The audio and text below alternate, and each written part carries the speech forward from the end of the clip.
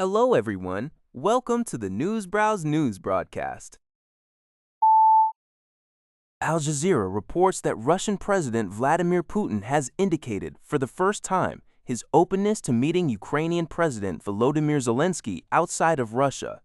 This potential meeting would take place in a third nation and is contingent on a lasting deal being agreed upon by both sides. This marks a notable shift in tone regarding direct diplomatic engagement between the two leaders on neutral ground. Ahead of President Trump's upcoming visit to China, the U.S. Treasury Department announced on the 8th that it has imposed sanctions on 10 entities and individuals from China and Hong Kong. These measures are aimed at disrupting Iran's military-industrial supply chain, making it more difficult for Tehran to acquire materials for producing drones and missiles. The sanctioned parties are accused of assisting Iran in obtaining raw materials necessary for weapons like Shahed drones and ballistic missiles. This includes USIDA, Shanghai, International Trade for facilitating arms purchases from China, Elite Energy Free Zone Company for transferring millions of dollars to Hong Kong firms for procurement, and Hong Kong Hexen Industrial as a purchasing agent. The U.S. is prepared to take further action against foreign businesses supporting Iran's illicit commercial activities, including secondary sanctions on financial institutions linked to Chinese teapot refineries. Given Beijing is Iran's primary ally and largest oil buyer, the Iran issue is expected to be a central topic during Trump's meeting with Chinese President Xi Jinping. U.S. Secretary of State Mike Pompeo also sanctioned 3 Chinese satellite imagery companies for providing Iran with satellite images to aid in targeting U.S. forces in the Middle East. This news comes from CEO Shiba. Al Jazeera reports that a Palestinian man was killed and several others injured in an Israeli drone strike targeting a motorcycle near Jabalia refugee camp in northern Gaza. This incident occurred amid Israel's ongoing violations of a ceasefire agreed to in October. Gaza's health ministry stated that at least 4 people were killed and 15 injured across the strip in the past 48 hours. Separately, Turkish Foreign Minister Hakan Fidan met with Mohammed Darwish, head of Hamas's Advisory Shura Council in Ankara to discuss peace efforts in Gaza and initiatives for humanitarian assistance. Fidan declared Israel's expanding presence in Gaza and its obstruction of humanitarian aid deliveries as unacceptable, and reiterated Turkey's opposition to any attempts to force Palestinians to leave Gaza.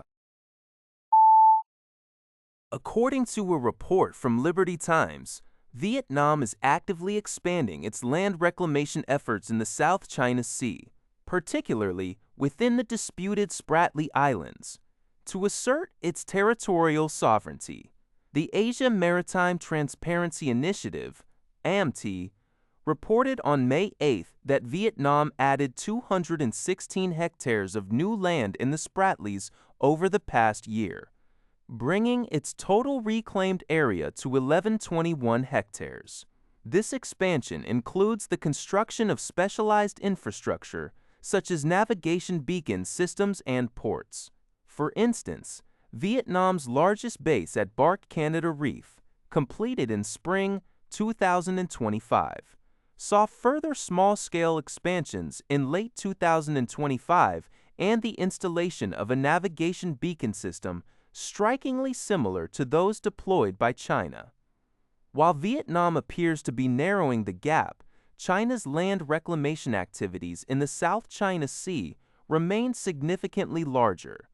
Beijing's re-reclamation of Antelope Reef in the Paracel Islands has made it the largest island in the region, bringing China's total artificial land area to approximately 222,000 hectares.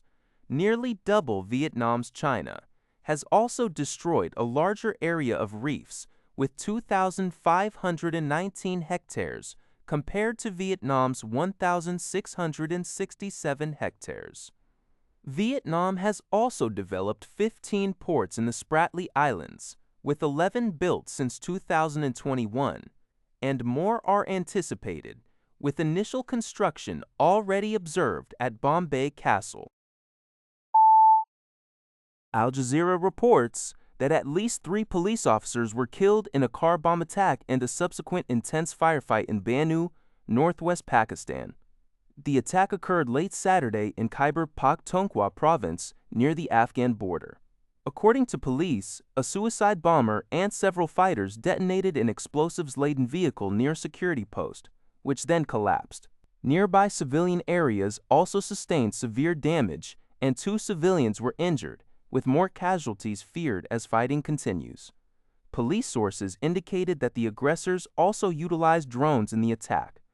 No group immediately claimed responsibility, but such incidents risk reigniting tensions between Pakistan and Afghanistan, who have recently seen renewed cross-border fighting.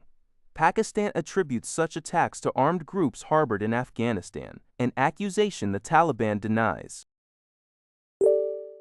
That's all for this video. Thank you for watching. See you in the next video.